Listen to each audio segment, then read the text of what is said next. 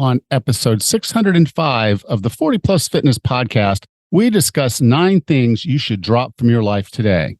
You can find the full show notes for this episode at 40plusfitnesspodcast.com/605.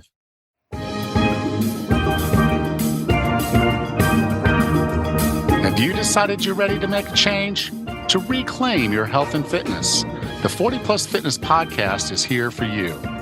Each week, we dive deep into health and fitness topics that affect those of us over 40. I'm Coach Allen.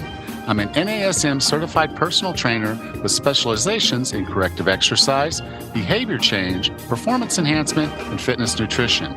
A Precision Nutrition Level 1 coach, a FAI certified functional age-link specialist, and an OTA Level 2 online trainer. Each week, I'm joined by our co-host, Coach Rachel. She is an NASM certified personal trainer and a RRCA Level 1 run coach. Let us be your coaches as you find your way on your health and fitness journey. All right, let's go.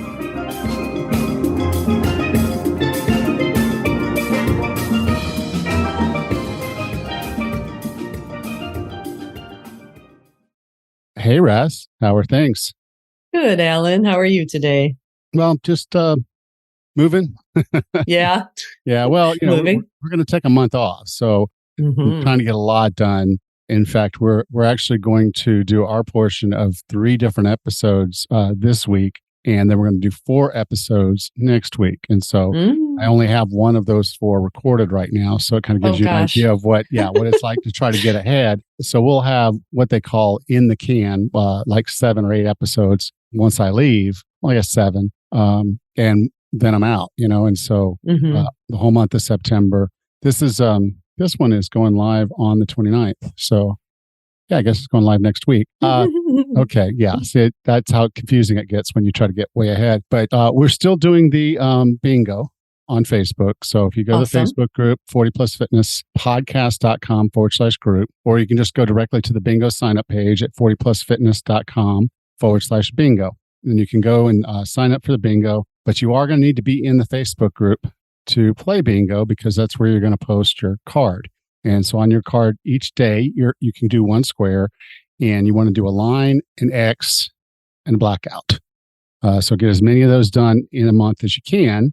At the end of September, then there's the cutoff, and you have until October 1st to post your card, completed card, what you did during September. It is on an honor system, but at the same time, this is an opportunity for you to maybe do some things for your health and fitness that you hadn't considered doing before. So there's some fun tasks and some that are going to be a little bit more challenging around nutrition and fitness. But there's 24 squares you got to fill out. There's 1 free in the middle. And so that's 30 days to get 24 squares filled out, to get a blackout. And there are prizes. So if you get a line, there's an opportunity for prizes. If you get an X, there's an opportunity for more prizes. You get a blackout, then you get the best prize pack of all. So there's a reason for you to keep with it and stay consistent. And hopefully this will help you stay a little bit more motivated during the month of September while I'm on vacation. That sounds awesome. Sounds like a lot of fun. How are things up there? Good. A while back, I mentioned I was tapering for an upcoming race, which was the other weekend. And we had such a fun time. We did a marathon relay. So I had a team of 5. I was one of the 5. I did my 5-mile leg, and it was just a super fun weekend. There was a ton of kids out there for cross country teams for doing the relay as well. So it was just a riot, and it was a super fun experience. So I totally recommend, if nobody wants to run a full marathon, see if they have a relay, grab a couple friends and maybe do some miles together. But it was just a riot. Well, 5 miles for you, that's like a sprint, right? It is. Yeah. Yeah. It's a good day for me. You get through and you're like, I should still be running. I should. Yeah. And it was really for fun. We were not super competitive about it, but I'm going to just say that my face hurt so much worse than my legs. I was laughing so hard the entire weekend. And although I did race well, I did hit a pretty good time for myself. And my legs were a little sore from racing. My face hurt far worse from laughing so hard. It was just a riot. Fully recommend it. Glad you had a good time. Yeah, that's awesome. Oh gosh, yeah. Yep. Good people, good times. All right. Are you ready to get into today's episode? Sure. Today, we're going to discuss 9 things that you should drop from your life today. Now, I've never been a huge proponent of trying to eliminate certain things that you do. I'm always a bigger fan of adding things in. I found if you eat real good food and you feel good, you don't want the sugar, you don't want the processed stuff. And so it's kind of one of those things where I'm telling you that these are the things that you want to exclude from your life. But if you can replace them with something healthy, it's a double win. So the first one on my list, and I don't think this should be any surprise to anybody, is smoking and tobacco products. One of the reasons I listed this one first is it is probably the hardest thing for you to stop doing. But beyond that, it's I've seen firsthand what the cancers associated with smoking and tobacco products do to the human body. Watch my grandfather have bits of his throat and tongue cut out, and I watched my father-in-law basically drowned in his own blood because he had lung cancer. So this is no joke. Smoking has so many bad things that it does to you. It's something you need to get off of as soon as you possibly can. Try some of the stuff that's out there, the gums, the patches, I don't know, hypnosis products, anything. Just do what you got to do to get off of that stuff. Okay, the second one on my list is sugar. And when I'm talking about sugar, I'm not necessarily talking about the sugars that come from natural foods, like carrots have some sugar in them. Fruit obviously has sugar in it. That's typically not the problem. It's the added sugars, and they get snuck into just about everything on the shelf. It's really kind of crazy if you start looking at the foods that we eat and you start logging this stuff to realize how much sugar is in things just to make them more palatable. So the more you can cut sugar, you're probably going to lose some weight. And if you'll go to 40plusfitness.com and scroll down a bit, you'll see where I have some challenges. One of those is a sugar challenge. It doesn't cost much, but it's a really good 28-day challenge to help you cut down your sugar. And that's going to have all kinds of health benefits for you. The next one is related. It's processed foods. Most processed foods are engineered to taste good, to make you want more of them, to make you eat more. They're not processed in a way to make them more healthy. Quite literally, it's the opposite. They want you eating more. They don't really care about your health. They may use terms like healthy or, whole, all kinds of things, green labels, things like that, to make you think that a food is healthy for you. But if it's processed, it's not. And that's just a marketing gimmick. So cut out the processed foods and your health is going to improve considerably. Sitting for long periods of time is another one. And most of us are in jobs where we do have to sit for most of the day, but we're still sitting a lot more than we need to. So I'd strongly encourage you to have walk breaks. There's a process of work called the Pomodoro method where you work steady and focused for 25 minutes, and then you take a 5-minute break. My recommendation would be for that 5 minutes to actually be movement of some sort.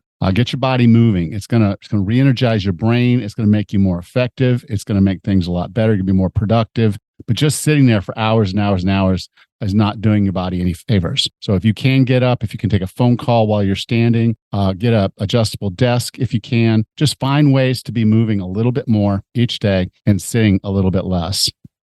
The fifth one on my list is negative self-talk.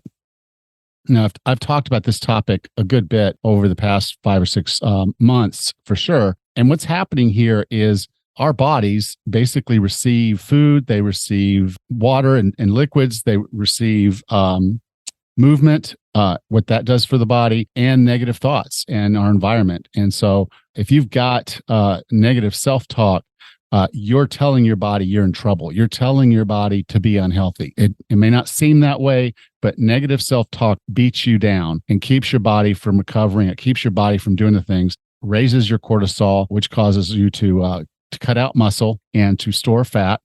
And so the negative self-talk is something that's very, very damaging to you. So I'd strongly encourage you to get a journal. I've said this so many times on the show. Get a journal. And when you catch yourself doing negative self-talk, write about it. Write about what's going on in your life, why you wrote that statement. And then as soon as you write that statement out, as soon as you think that statement, you write that statement out, it's your job to refute that. You're not a bad person. You don't always mess up. You find yourself using those words, you're probably using negative self-talk, and it's not helping you on your health and fitness journey. The sixth one is toxic relationships. And I get this is a little touchy, but if you've got people in your life that are making it harder for you to be healthy, they're making your life harder, you don't need that. that's not helping you. And so if you can end a toxic relationship, it's going to free up space for you to invite somebody else that's much more valuable to you, that's going to be better for you into your life. So try to cut out toxic relationships, which leads me to number 7, which is social media. Social media is the birthplace, current birthplace of almost all toxic relationships now. You get on one of these social media platforms and you write something, someone's going to say something negative. They just are. And then that can escalate into a whole myriad of other things. So the less time you spend on social media, the better off you're going to be. And the social media that you do consume should be valuable to you. It shouldn't just be out there looking for problems, listening to what other people are having to say about you in your life. Yes, it's cool to share how you're doing, but share it with people that care. You can come to 40plusfitnesspodcast.com/group and join the 40 Plus Fitness group. And that's a group of people that are going to treat you right. That's a group of people that care about health and fitness. We're all over 40, so this is not kids running around yelling at each other and causing all kinds of grief. There are no anonymous accounts in the group. I approve each and every one that comes in, and I will kick them out if they are abusing what we do there. So avoid social media where you can. And if you are going to do it, find good places where you can consume things that are valuable to you. Okay, number 8 is alcohol. And I know. We've all read it, 2 drinks is actually probably healthy for you. No, that's a doctor doing a study that already has a predefined idea of what they want the outcome to be because they actually just want to go have a drink and feel good about it. Alcohol does not serve you. It dehydrates you. It does no value. When they show you the studies about resveratrol and all that stuff, the amount you would have to drink to get the dose necessary to get those improvements, if they even happen for humans, because it's really rat studies, it's enormous. You would never be able to drink that much alcohol. And even taking the supplements probably isn't getting you where you want to be. So again, if you're going to drink, obviously in moderation, but it's not helping you. And if you're interested in improving your health and fitness, that is one of the things that you should drop. And then number 9 is unnecessary medications. Now, if you listened to the show last week, episode 604 with Dr. Levy, she wrote the book on that. She's a medical doctor of pharmacy, and basically she does audits of people who are on various different medications. And as we get older, how we react to different medications changes. So having an audit done or just a review done of what you're taking and trying to figure out if any of those might be unnecessary would be a good way for you to cut those back. Every medication has drawbacks. It has side effects. It just does. There's no 100% safe drug out there. So if you're taking them, you're probably then going to have to take other drugs to deal with the side effects of the drugs that you're taking. So if that's the case, try to find another plan, try to get off of some of them. If you're improving your health, a lot of the medications you're taking might become unnecessary. So if there are unnecessary medications, talk to your doctor, get a professional, get a doctor or a pharmacist to go through the list and see if there's any redundancies, things that could probably be cut out. There are some reasons for there to be redundancies at times, but for the most part, if you're taking one drug and it's not working for you, you should stop taking it and consider something else if that's what you need. But you got to talk to your doctor and you got to know what you're taking and you got to have that conversation. So to recap my list of 9 things to drop from your life today: smoking or tobacco products. Number 2 is sugar. Number 3 is processed foods. 4, sitting for long periods of time. 5, negative self-talk. And 6, toxic relationships. 7, social media. 8, alcohol. And 9, unnecessary medications. The more of these things you get out of your life, the better you're going to feel, the healthier you're going to be, and you're going to be much more likely to thrive without these things in your life. So if any of these are in your life today, it's worth putting in the work necessary to get them out so you can live a healthy and long life. Welcome back, Raz. Hey, Alan. Like you, I prefer to add things versus drop things. But as I'm listening to you talk about all these things that we should really eliminate from our life, I'm like, yeah, that's a good thing to cut out things like smoking, sugar, sitting. Like these are all pretty big things that we could maybe stand to reevaluate in our lives, see where we stand. Yeah. And sometimes it is easier to add something and that makes it that you're going to do less of these other things. But this is just something to think about. If these things are in your life, they're holding your health back. They just are.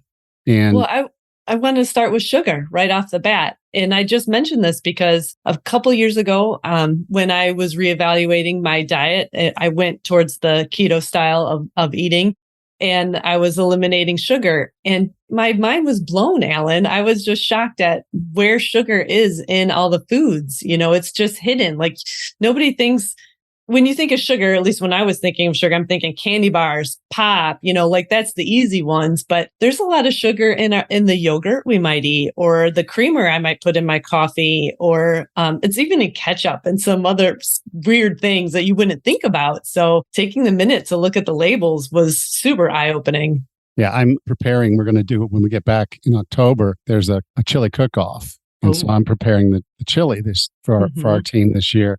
And so I've been experimenting with the different spices and how to put it together. And one of our teammates, being helpful, wanted to send me a recipe, sort of like, this is the one that'll win. And, so yeah, I'm going to do someone else's recipe for my chili cook-off now. But they all use the canned stuff. And this recipe, it called for brown sugar. Of course. Just throw a half a cup of brown sugar in there and everybody's going to love it. And others are throwing in chocolate bars. There was a couple others that threw in sugar, and everything's coming out of a can. Everything that they're putting in there is coming out of a can. I'm like, soak your beans. Yeah. This is not Texas chili, by the way, but soak your beans and then just do it. I mean, it takes a little bit longer to make your own tomato base. It just does. But when you do it, you know what's in it. Right. I'll be able to tell you there's nothing in this. When I get done and I make this thing, there won't be anything out of a can in my chili. Everything is going to be the raw spices. Everything's going to be the raw vegetables and the meat. And so there's not going to be a bunch of processed stuff or chemicals or sugar in my chili. It'll be something that even if you're keto, you can get past the beans, you can eat it. But it has to be made with hamburger, or should be made with hamburgers. What their intent is to make it all fair, and they need beans to kind of bulk that up a little bit because hamburger meat, just hamburger meat chili it's okay, but just a little bit of beans to get some fiber and a little bit of bulk in there. But no, it's like you're right. If it's in a box, bag, jar, or can, you need to read the label. Oh gosh, yeah. Probably avoid it anyway, but read the label first while you're still standing in the store. And then ask yourself, is this something that if I really cared about myself, that I would feed to someone that I care about? Or is there a better option? Yeah, or is there a better option? And there, there are a lot more of them now. You walk down the aisle and, no sugar added peanut butter. Peanut butter should just be peanuts. That's it. It really should. Just grind up some peanuts. That's all peanut butter is just ground up peanuts. When they start putting sugar and they start pulling out the actual oil from the peanut and putting vegetable oil in there, you've got to ask the question why. And that's to make it cheaper and to make it more palatable. So you'll eat more of it and buy more of it. And again, there's no reason for there to be sugar in peanut butter, but they put it in there. Yeah. So there shouldn't be a no sugar peanut butter. There just should be sugar in your peanut butter. Right? But look, we got to read the label. Oh, sugar comes in a lot of different names. If it has an OSE ending, it's probably sugar, and so they'll put different ways to put it in there so they can put it further down the label. High fructose corn syrup is one of the big ones that you'll see, but it's glucose, it's cane sugar, it's agave nectar, it's all these different things. They're all sugar. And what you want to do then is you see all these on the label, they're way down in there. But if there's more than one or two of them, now you got to go up there and look at the numbers. Sorry if you're not, don't like numbers, but look up at the numbers and see how many grams of sugar is in this thing. And if it's not fiber, it's mostly sugar. Yeah. Even if it doesn't say the sugar directly, that's added sugar. It could still be a simple carb that's going to act just like sugar in your body. So you take the total carbs and then you look at the fiber, and that different number is net carbs. And so if you're trying to manage your carbs and manage your sugar, that's where you're going to see it. And then you start looking through the ingredients list. Hint, if there's more than 5, put it back. But if they're going to have 2 or 3 different types of sugar in there, that's exactly what they're trying to do, is to hide the sugar in this product. So you just don't know how much is in there because they're obligated to put it in order of volume. So ketchup, the top ingredient might be water, and then tomatoes, and then sugar. Yes. Um, and you're like, Strange, okay, so but the yeah. third ingredient in this is sugar. Hmm. And yeah, again, I there's some of the things I see online. Hmm. I just have to turn it off. I literally Yeah, just have to say, okay, I'm out. And so that's why I put social media on there, because that's a good point. there was a woman adding sugar to her Pepsi. What? Yeah, her Oh question was, no. how many spoons, teaspoons, or tablespoons of sugar do you put in your Pepsi? So Zero. there's an God. individual adding sugar to sugar water to make it more, Wow. I guess, more sugar-y. Huh. Um, and I was like, You. I can't. I just, Mm-mm. No. I just can't. But that's out there, and Hmm. so people are doing these things. They're filming themselves do it, and stop. Yeah. Just please don't. I went past that post. I did, Good. and I Good. and I shut my laptop. I was done Yeah. because I just, yeah, I couldn't. But I held my tongue. I held Hmm. my snapback of how completely unsmart that was. Crazy. Crazy. Yeah, Yeah. and but it's out there. It's out there. People are so addicted to sugar. Hmm. They will put sugar on sugar, and My it's goodness. just stop, That's please. got to be the worst. I think Yeah, that's probably the worst thing. That's why I wanted to chat about it for a second. I think um, all the different varieties of sugar and all the myriad of products that we eat every day, it's insidious and it adds up so fast. And we just don't realize it until we begin to look. So, yeah, yeah, it's important to start paying attention to that I for agree. sure. And then the other thing you had mentioned was sitting. Can't sit for too long, and I've heard people say sitting is the new smoking. We've heard that for a few years now too. And in the running community, I don't think sometimes runners may not realize, we go out for our 3, 4, 5 mile run in the morning and then we spend the day at work. We come home and we're tired because we got up early to run and we spend the evening on the couch watching TV and like, well, you kind of are undoing all the great work that you just did that morning. And so, if you pay attention to your lifestyle, if you spend too much time sitting, it might be time to, again, reevaluate what Yeah. you're doing in the evenings. And it's really about movement, because this is not Hmm. you should stand up all day long either, because that has health ramifications too. I remember, because there were a lot of women standing and in the pharmacy business. I was in the Hmm. pharmacy business when I was in college, and they would have problems with their varicose veins and other issues because they were standing in one place Hmm. for a long period of time. It's really about movement. So the opposite of sitting is not standing. The opposite of Right. sitting is moving. Okay. Hmm. Your glutes need to be engaged, which they are not when you're sitting. And so the opposite is moving. So getting up and walking around, getting up and maybe doing a couple of jumping jacks or some body squats or just something is not, the Hmm. opposite is not standing. So if you get one of those adjustable desks, adjust it. I would basically set the timer on my phone for 30 minutes, and every 30 minutes, I would adjust my desk up or adjust my desk down. And sometimes That's I would sit on one of the balance balls if, what I was working on didn't require me to be worried about this. And I had a wobble board and all these other things. And people walk in my office, it's like, what in the heck are you doing in here? It looks more like a gym than it does an office. And Hmm. that was by design. I wanted Sure. to be able to move. I had a yoga mat. I have a yoga mat in my office.